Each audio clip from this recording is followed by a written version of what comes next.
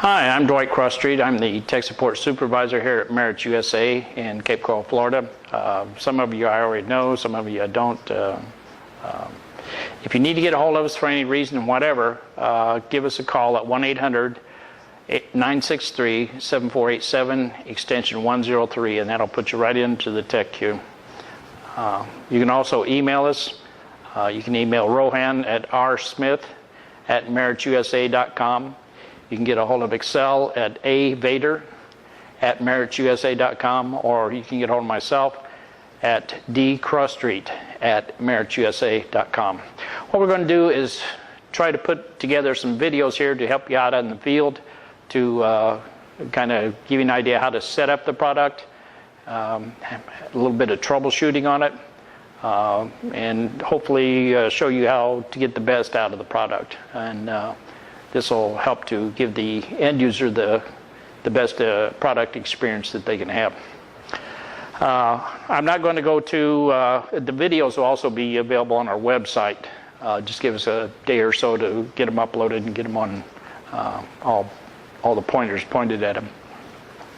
I'm not going to go through all the specifications of the products. You can get that either on our website, out of our catalogs, out of the slicks, or even through the product videos on the ones that we have the product videos on.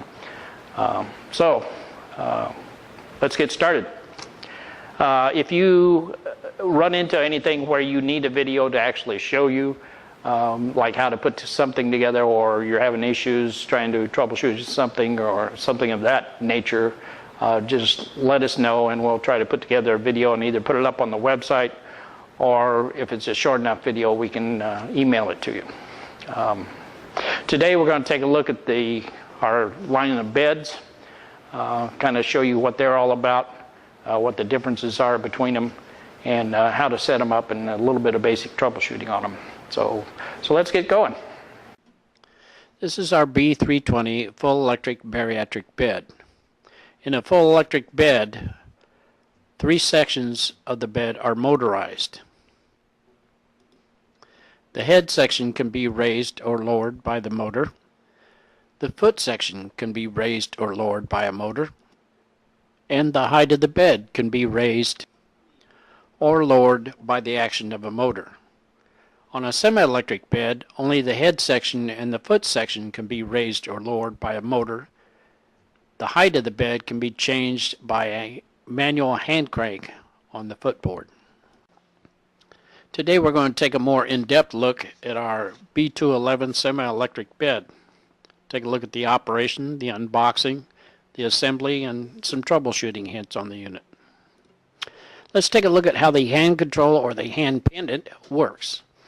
If you press the top button underneath the picture of the head section, the head section will go up.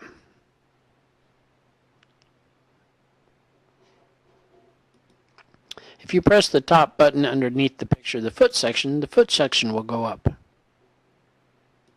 If you press the bottom button under the picture of the head section will go down. Pretty exciting, huh? And it stands to reason if we push the bottom button under the picture of the foot section will go down. If we push the top middle button, the head and the foot section both will go up.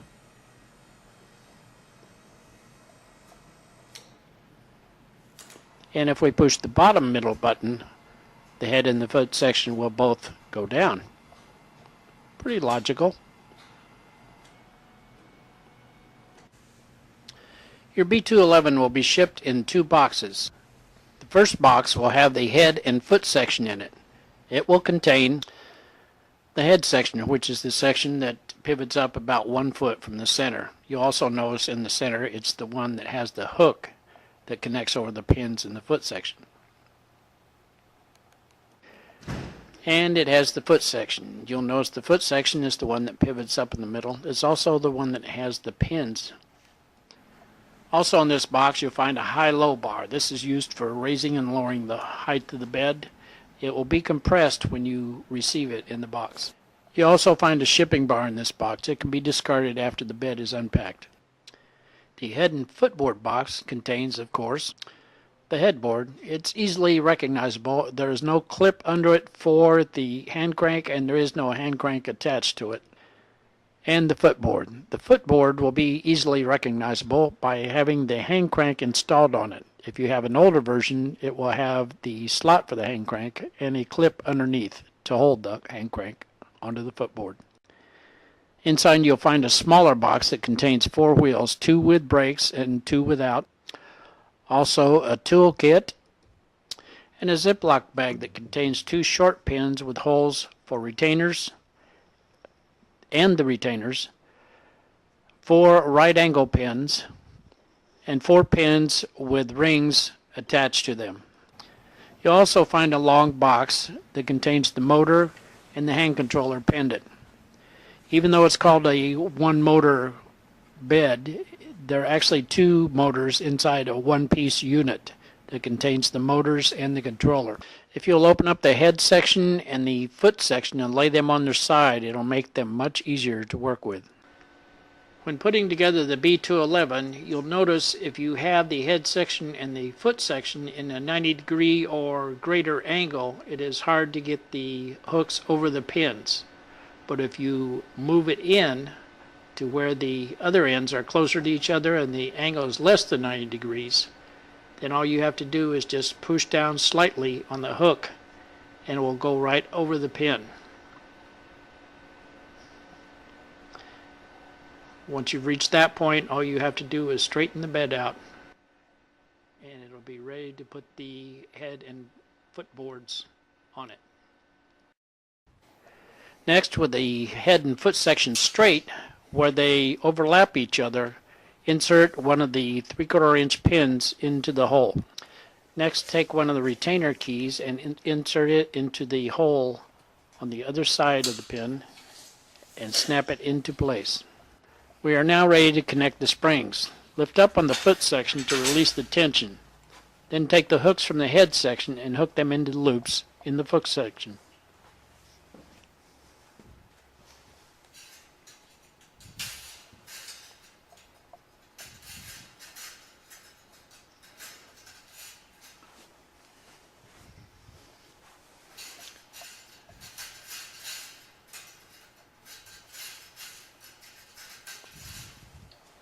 You can now lower the foot section back down in preparation for installing the headboard and the footboard.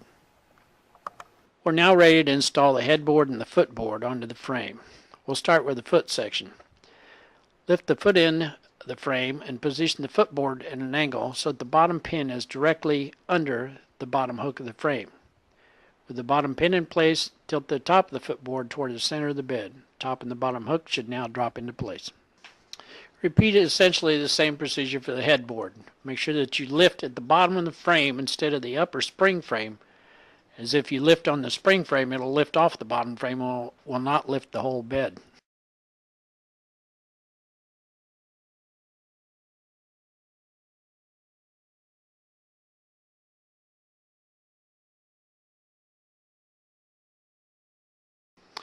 You're supplied with 2 wheels without the brake and 2 wheels with the brake. The wheel with the lever on the side is the one that has the brake on it. Installing the wheels is easy. Simply lift up on the bed and take the stem and slide it up into the receptacle on the leg of the bed. Repeat the process with all 4 wheels. You should have one with the brake and one without the brake on each end of the bed. It's better if you place the brakes diagonally from each other. Next, we're going to take the 4 right angle bent pins and place them in between the pins on the frame in the little hole. This will limit the movement of the headboard versus the frame and keep it from coming out. Repeat this step for all 4 corners. Next, we're going to install the high-low bar. If you look at one end, there's a chrome bar inside. The other end has a painted bar inside. The high-low bar is shipped compressed to save space. About 8 inches from the end that has the painted bar insert, you'll find a spring-loaded button. Depress this button and pull on the chrome section to extend it out. It will pop into the next hole. Advance it through each of these holes until it gets to the number 5 hole. You may have to adjust it later but that hole is usually the one that is close.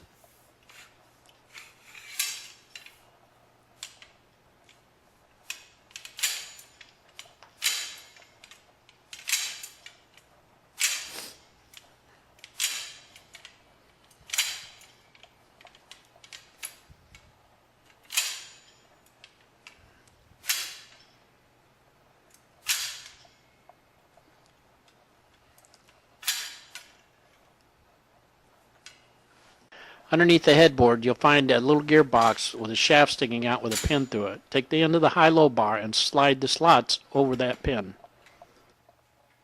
Now we'll take the other end of the high-low bar, compress it, and slide the slots on that end over the pin on the footboard. Now you want to take the hand crank and crank the bed up, making sure that it moves up evenly both from side to side and from end to end. Now crank the bed up to the desired height and take the 4 pins that have the ring attached, insert them into all 4 legs at the highest hole available. This is a safety measure and will keep the bed from dropping should something happen to the headboard or the footboard.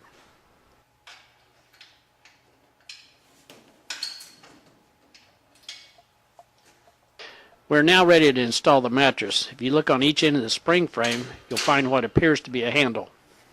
This is actually a guide to keep the mattress in place so it won't move completely to one end or the other. This keeps the patient from getting their hands or feet stuck between the mattress and the headboard or footboard. Snug one end of the mattress up against one of the guides. Then press the other end down and tuck it into the opposing end. The B211 is normally sold with our 2021 full-length bed rails. Here you see the 2 spring-loaded mounting bars, and only one of the bed rails is shown for clarity. P326A. You will notice on the spring frame between the second and third spring on both ends, there's a V-notch.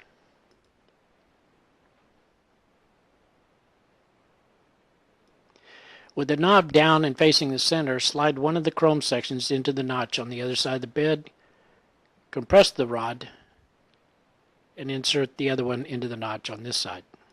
Repeat the process with the other end of the bed, sliding the chrome hook into the slot on the opposite side of the bed, compressing the bar. I like to use my knee for a little help there, and then slide it to the slot closest to you. Now it's just a matter of extending the rail out and inserting it in the receivers on both ends.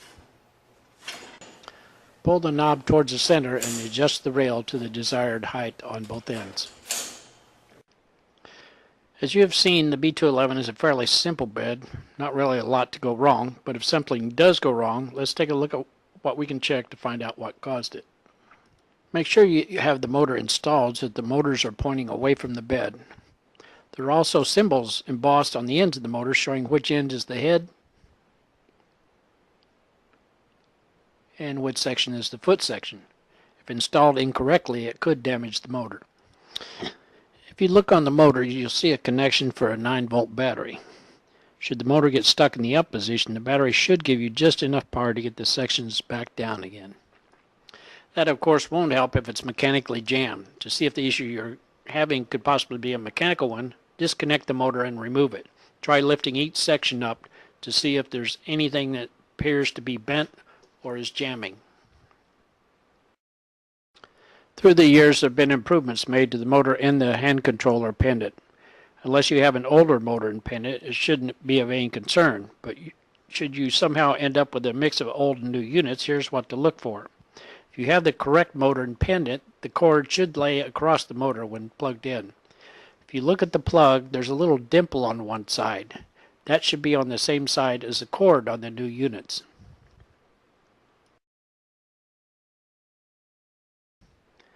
On the old pendant, you'll notice the dimple is on the side opposite the cord. If this old pendant were plugged into the new motor, the cord would go away from the motor instead of across it.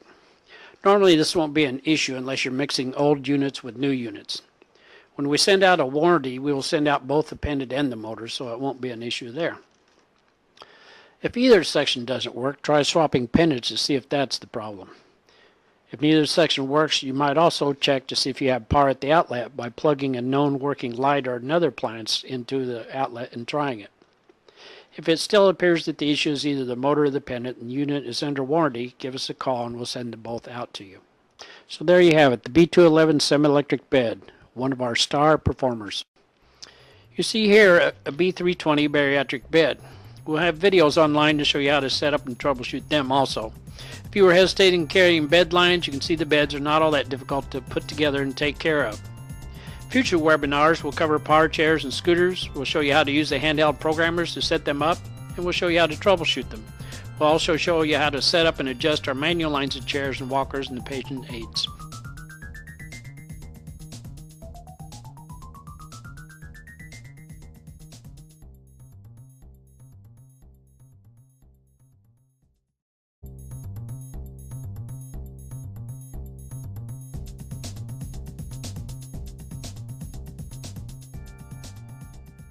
Hi, I'm Dwight Crosstreet. I'm the tech support supervisor here at Merit USA in Cape Coral, Florida. Some of you I already know, some of you I don't. If you need to get a hold of us for any reason, whatever, give us a call at 1-800-963-7487, extension 103, and that'll put you right into the tech queue. You can also email us. You can email Rohan at rsmith@meritusa.com.